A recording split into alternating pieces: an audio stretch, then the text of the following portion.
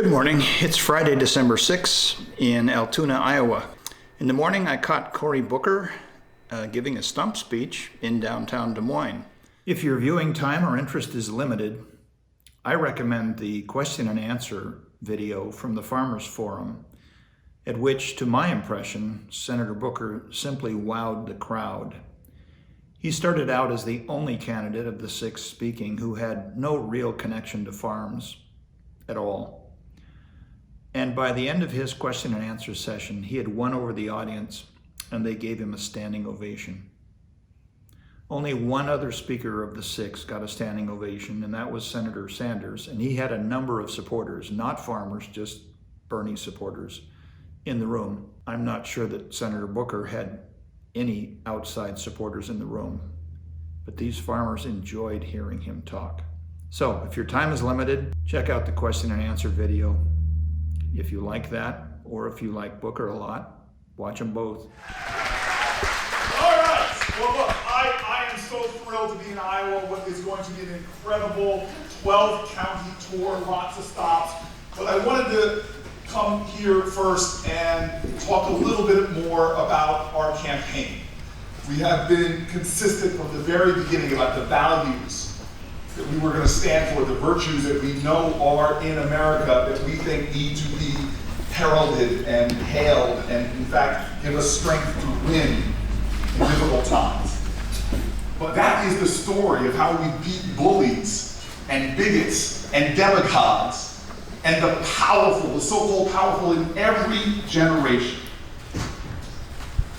It's the story of America. We weren't founded perfect. We had imperfect geniuses that put the ideas of this nation forward, but even that, those founding documents had real imperfections. Native Americans referred to as savages. Women, second-class citizens. Blacks, fractions of human beings. But the story of this country is that every generation found ways to put more indivisible into this one nation under God, to honor and respect and elevate the human dignity and the human rights. And even more so to understand that if this country was going to make it, like that old African saying, if you want to go fast, go alone, but if you want to go far, if America was to go far, we had to go together. And so every great accomplishment we have made as a nation was not made because of ideals simply of rugged individualism and self-reliance. I love those themes, but rugged individualism didn't beat the Nazis. It didn't take us to the moon.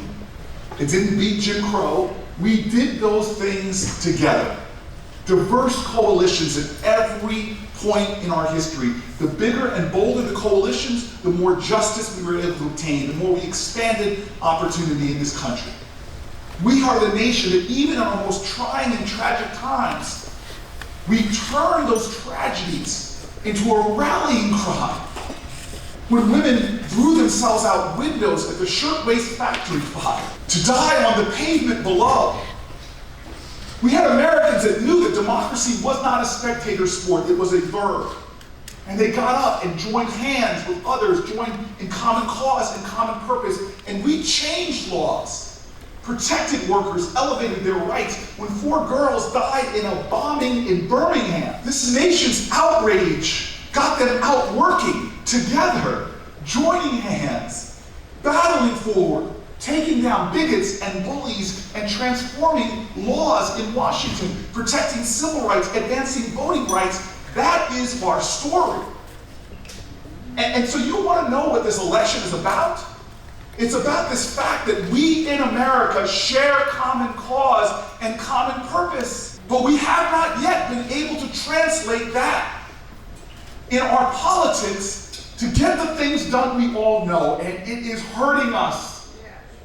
When we see a nation that, in a synagogue in Pittsburgh, in a church in South Carolina, our fellow Americans are being slaughtered, in a concert in Nevada, in a nightclub in Florida, people being gunned down, our brothers and our sisters, and yet we change nothing when our children under desks are being shot one by one from Parkland to Newtown. And yet in our politics, We can't manifest the common purpose where 90% of Americans agree on the common sense things that would make us safer.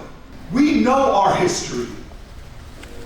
We are not a strong nation when leaders slice us and divide us and pit us against each other.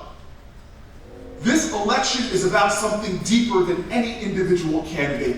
It's about how we can inspire the diverse coalitions we need to exercise.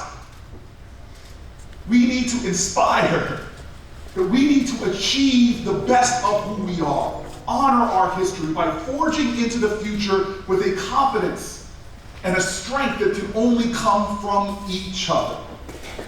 This is the cause of our country now, being torn apart, not even just by partisanship, but by a tribalism that has hating Americans so much that we can't even sit down at the Thanksgiving table anymore without seeing arguments break out, where we somehow miss that we still have things that bind us together as Americans. It's been the story in every generation, the glorious story of America. Those weavers in our society that wake people up and say, you may look different, you may pray different, you may come from a different geography, but we are Americans. United we stand, divided we fall. And now this nation, this planet needs that spirit in our country. Look, I have heard this all my life, because my very existence on this stage, my very presence in this race is owed to this tradition. I had parents that would never let me get too big for my britches. My dad would see me in this beautiful home in suburban New Jersey and say, boy, don't you dare walk around this house like you did a triple.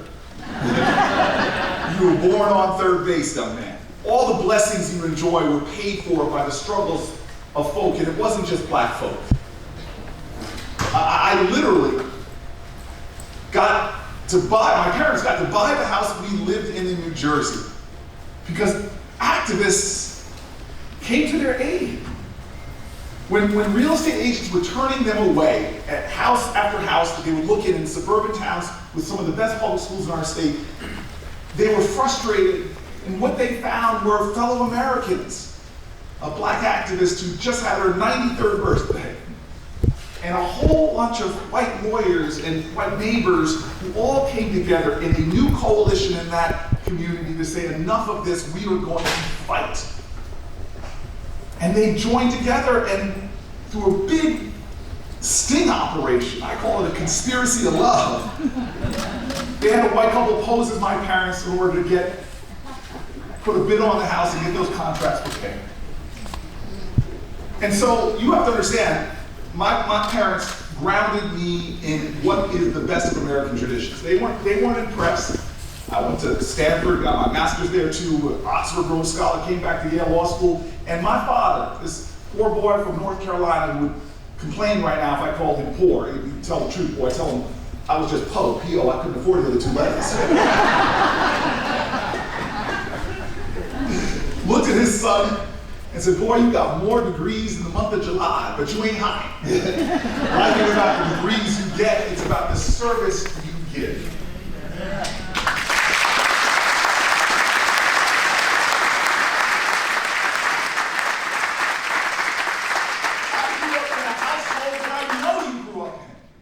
Where your parents may not have said the words, but they explain to you what patriotism is. It's not a flag pin to wear. It's not simply a salute or a song. Americans understand that patriotism is about that service. It's about service to others. It's about service to the cause of our country. Patriotism is love of country. You cannot love your country unless you love your fellow countrymen and women. And love is not sentimentality. Don't get it wrong. Love is not kumbaya. Love is not weak.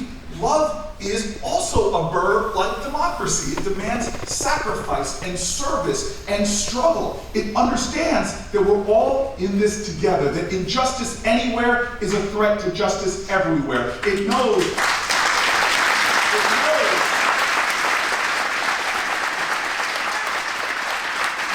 that in America, there is destiny and a white destiny, or a rural destiny and a suburban destiny. There is one American destiny. We are one body politic.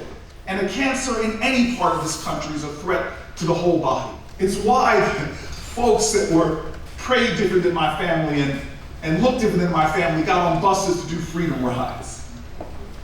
It's why when the planet was threatened by totalitarianism and we charged beaches from Normandy to Iwo Jima, folks didn't stop first and ask what party they belonged to.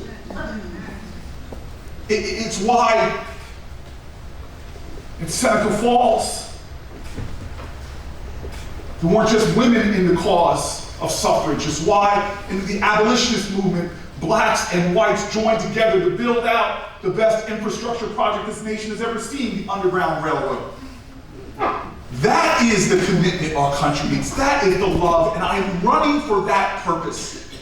Not for any individual of us, because this must be the season where we again recognize the peril in our nation stems from the divisions. Our enemies know this. Just look at 2016's election, when our platforms, our social media platforms, were being used by foreign nations to try to divide this country against itself, stir up hate. That's how we lost the last election. Our coalitions were divided, our enthusiasm diluted by lies. We have repair work to do. We have healing to do. And let me tell you, when I was that young man coming out of Yale Law School with parents who told them, you need to serve your country, I moved to the Central Ward of Newark, New Jersey, the neighborhood I live in now. And I'm proud of my neighborhood. We don't confuse wealth with work. My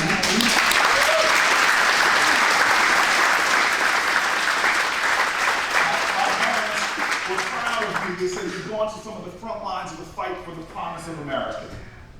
And yeah, there was violence and poverty and hurting and schools not equipped to serve the genius of my children, but I tell you, when I first got there, I have to say, I might have had a little bit of that Yale Law School swagger and too high on myself.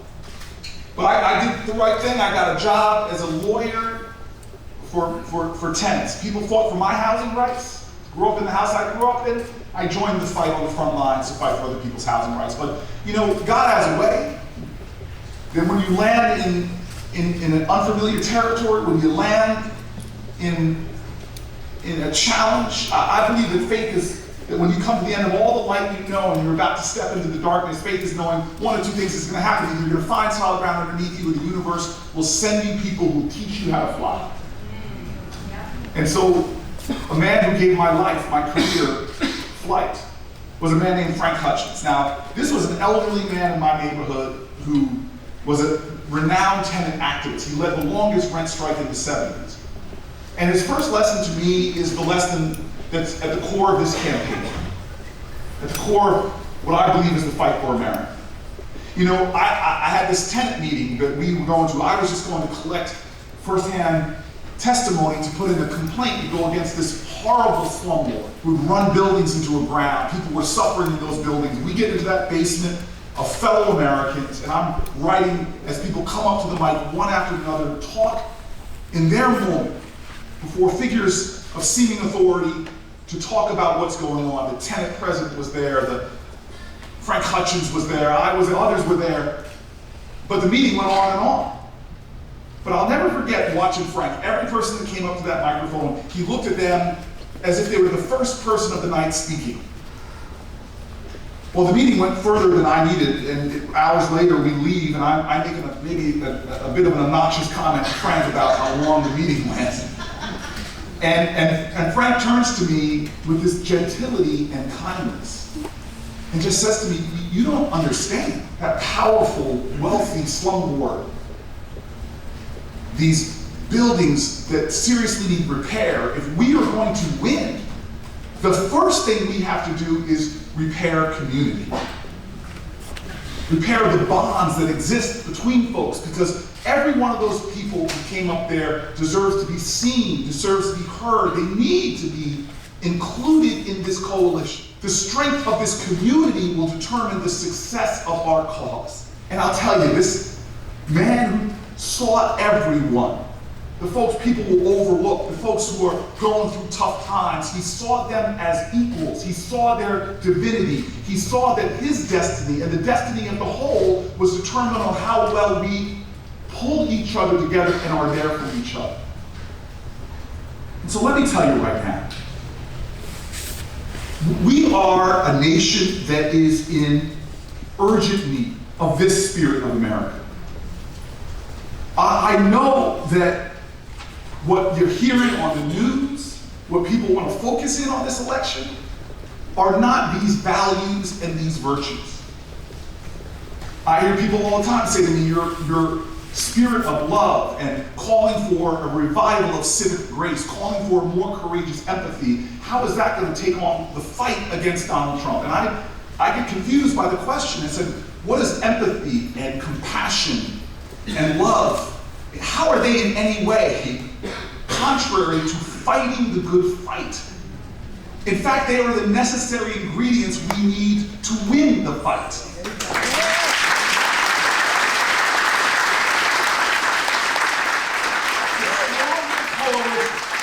The stronger the coalition, the more great the victory. The more inclusive the coalition, the greater the victory. The more energy and enthusiasm we have from our core, the more we win. I tell you right now, you want to bring a fight, you bring people together. See, there's laws all over our planet, and you see it in nature. It's not the queen bee, it's the swarm. And I'll tell you, Democrats, now more than ever, we need leaders that are authentically connected to the struggle of people. Because we need to understand that there is a struggle in this country for the soul of the nation that's being corrupted again by the powerful, by the greedy, by bullies and bigots and demagogues, and they are in no way representative of who we are. We need each other. It's not a time to vilify individuals or entire sectors of our country. We need each other. This is the call to the fight. To the real fight to repair our communities, to reestablish our bonds, to reaffirm our common cause. And again, I know this is not what the pundits and the polls and the Twitter one-liners are focusing on, but I have found in Iowa that this is the spirit of this state. It's why you elected the last Democratic president.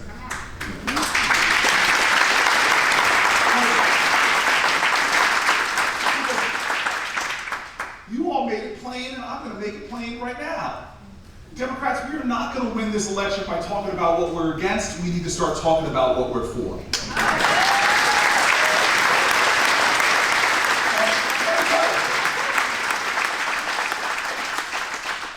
I know he didn't get the majority, but he got 60 million votes. And if you think America is going to stand up against climate change, stand up against the global challenges we're facing with one party, I'm not in this fight for the simple short-term goal of beating Republicans. Yeah, I want to beat Donald Trump. I want to put Mitch McConnell on the back bench. Don't get me wrong.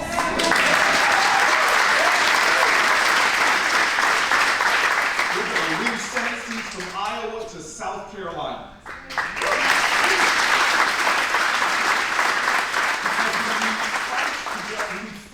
Stand together, we win, but let us fight the right way. We didn't beat Bull Connor because we brought bigger dogs and bigger fire hoses. We fought the right way. It was a call to decency that took down McCarthy. And so Democrats, we have to understand that the short-term goal of beating Republicans is not what we're called to in this moment simply. We are called to unite Americans again in common cause.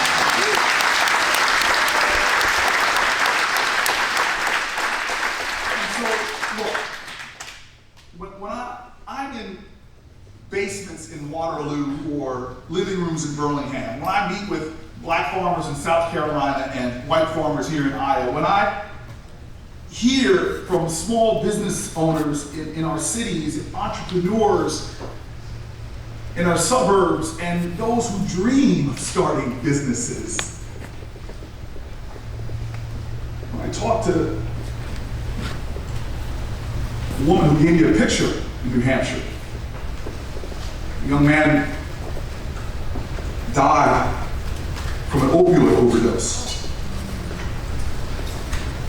When I talked to a struggling couple in this country, in this state that wants to wake up this nation about the crisis of inadequate mental health care in this nation. When I talk to a guy in Newark who's come home from prison for a nonviolent drug offense, doing things that two of the last 3 presidents admitted to doing, taken away from his family, and wants to know where are the ideals of justice. Can't find a job, can't find a place to live. When I hear children stand up in town halls that say to me that they are afraid to go to school, when I have a teacher in Pennsylvania break down in tears that when the drill came, at this moment in America where we have more shelter-in-place drills than fire drills, she barricaded the wall, turned over desks, and her children looked like they were being traumatized by that fear. Yeah. This is the voices of America that if Frank Hutchins was still alive, he would say we need to see each other. We need to see each other. We need to tell our truth, not in songs and pledges, but tell our truth in reality, because we cannot be the home of the brave if our veterans come home and are disproportionately homeless. We cannot be a nation of liberty and justice for all if we are a nation where, as Brian Stevens says, treats you better if you're rich and guilty than if you're poor and innocent.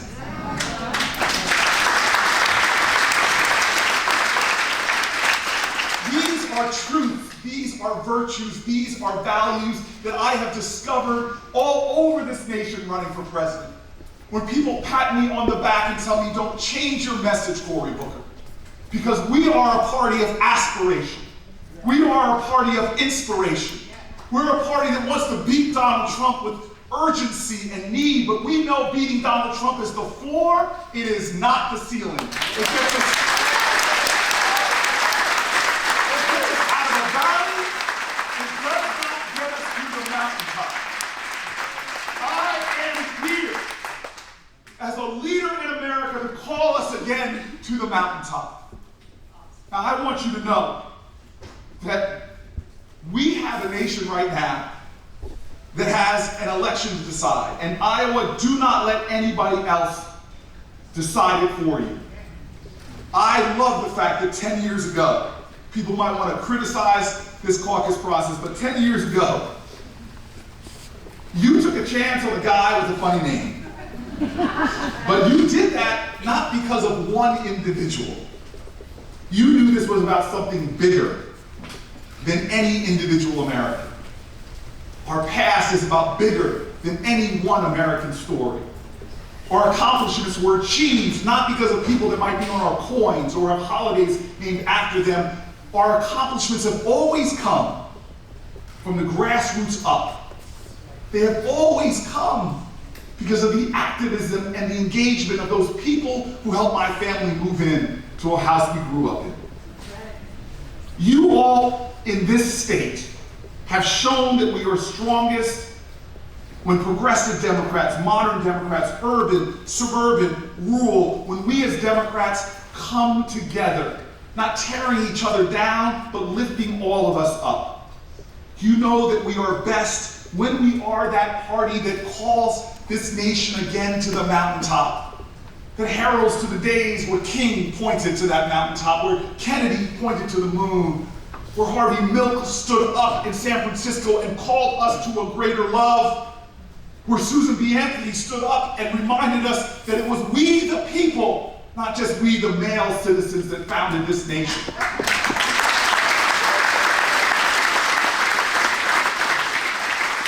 You all in Iowa, your history is on leading on issues of LGBTQ rights, leading on women's suffrage, leading on integration. And how do I know that?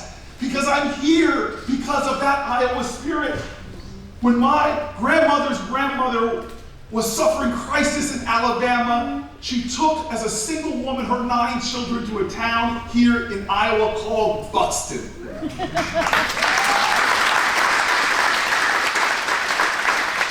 My roots deep in this state come from a town where black folk and white folk didn't see their differences, they saw their common cause. Immigrants and migrants from the South knew that the one way to succeed was not by dividing themselves against each other, but by joining together. And they went into coal mines, black and white, a town well ahead of its time. And they carved from the earth humble people, hardworking people, carved from the earth their American dream. They rose up from those mines, fueling a region with their hard work and labor. That spirit isn't dead in America. In fact, this is the moment where we need in this country a revival. And so, I'm going to tell you, I'm here to ask for your support. We got it.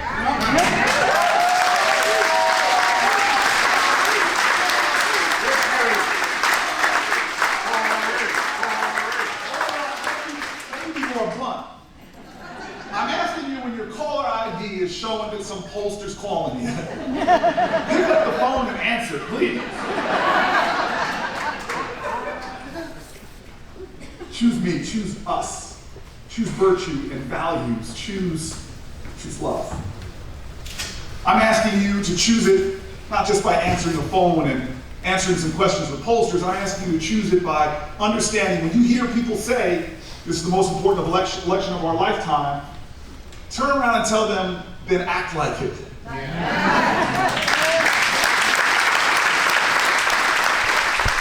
Democracy is not a spectator sport.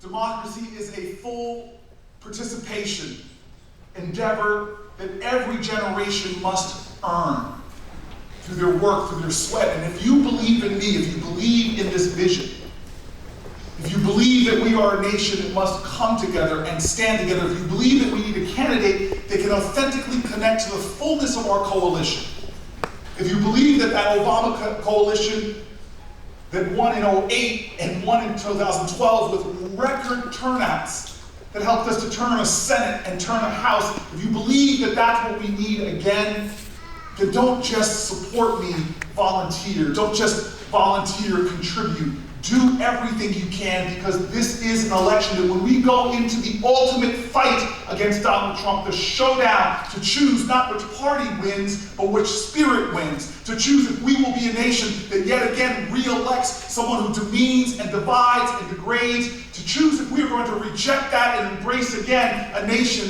that inspires, that aspires, that unites for the fight that we really have, which is not against each other. We should fight for each other.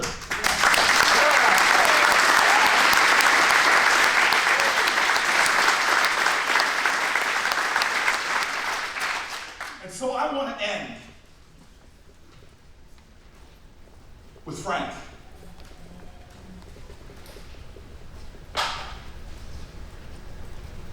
I get a lot of faith partners these days. Joining with me for fasting, joining with me for praying. That's the core of my being, I have to tell you. Now, don't get me wrong. I'm one of these people who would much rather hang out with a nice atheist than a mean Christian any day of the week. Folks often forget that the first part of faith has got to be humility before God's creations, and not to assume you have all the answers. But the center of my faith is this ideal of radical love. And it's taken me a long time in my life to learn lessons, and I'm still learning about what radical love really looks like. But God, I try to do my best every day in a country that I do love to prove worthy of the blessings that I've got. Every one of us sitting here, we all drink deeply from wells of freedom, liberty, and opportunity that we did not dig. Every one of us here owes a debt, and we don't pay it off by just going about our day luxuriating in the blessings of this democracy. We go about it by returning to the cause of our country. And Frank was a guy that understood this, and he was one of those people that says, I want to be thoroughly used up when I die. I don't want to leave anything for my casket. And it was 10 years ago that he did die. And in my last moments with him, when I walked into his room, I closed it. He had gone blind, but I announced myself. I said, Frank, it's Corey. And his response to me, a man who they told me could barely speak, but he forces out the words, I see you. I walk over to his bed. I'm mayor of the city of Newark now. I sat down in his bed, and I didn't talk about polling. I didn't talk about politics. I talked about love with him. I talked about a man who saw in me things I didn't see in myself, who pushed me to run for city council in one of our poorest, lowest income places in America, who implored me never forget the people that first took a risk on you. Stay rooted in communities in struggle.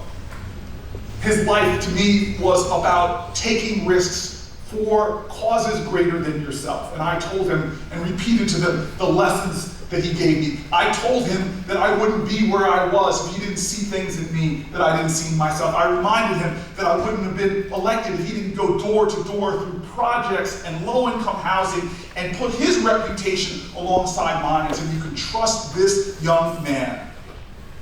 But then it was time to go. I was mayor of the city. I was busy and had to run, and I kissed him for my last time. And I said to Frank, I love you. And he, as I'm getting up, forces out those last words. He forces out the words and he says, I love you. Frank would soon die, and we did a lot to honor him. We named a street after him and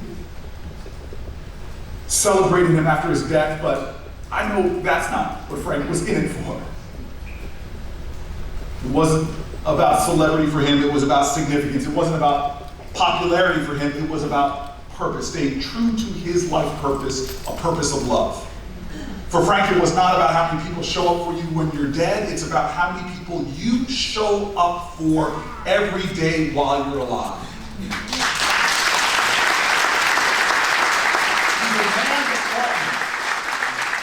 As you run about going after your biggest causes, don't look over anybody. Don't look down on anyone unless you're reaching down to help them up. He taught me that the biggest thing you can do in any day will often be a small act of kindness, decency, and grace. He taught me that you may hear the loudest voices yelling and screaming, but understand that those aren't the people that unite. Listen to the still, small voices. Listen to those who are denied voice. Let me find you with those people. Well, today I want to tell you, America, we need everyone. I want to tell you right now, the challenge before us is to win an election, but it is more than that. It is to unite a country. I want to tell you the values and the virtues that were summed up by a dying man's last words compel me every day. I see you. I love you. I see you. I love you. America, this election is not just about one man in one office. Yeah, it's a referendum on him, but even more so, more powerfully and purposefully, it's a referendum on who we are and who we must be to each other. And so we have a lot of choices in this election, but I am asking you to choose love. I'm asking you to choose unity. I'm asking you to choose America, because we are a nation that declared at our founding that if we were going to make it, when we declared independence, we ended that declaration with a declaration of interdependence. We said to make it in our nation, we must mutually pledge to each other our lives, our fortunes, and our sacred honor. I'm telling you right now, sacred honor is not weak. Love is not feeble. And unity will always be our strength. My name is Cory Booker. I am running for President of the United States. And I want to put an emphasis. I am running because of that word. united. Let's come together, stand together, win an election together, and ultimately unite this nation so that the campaign of our country that has seen low places and hard places, but that the truth of this nation through our continued campaign, that the hope and the love and the glory of our nation, that truth goes marching on for many generations to come. God bless you and thank you. Again, if you enjoyed this video, I highly recommend the question and answer session of Senator Booker that took place at the Farm Forum last Friday. I'll have that video up as soon as I can, and hopefully there will be a link at the end of this video. Thank you for watching. If you enjoyed the video, please give it a thumbs up. If you like this content, please consider subscribing.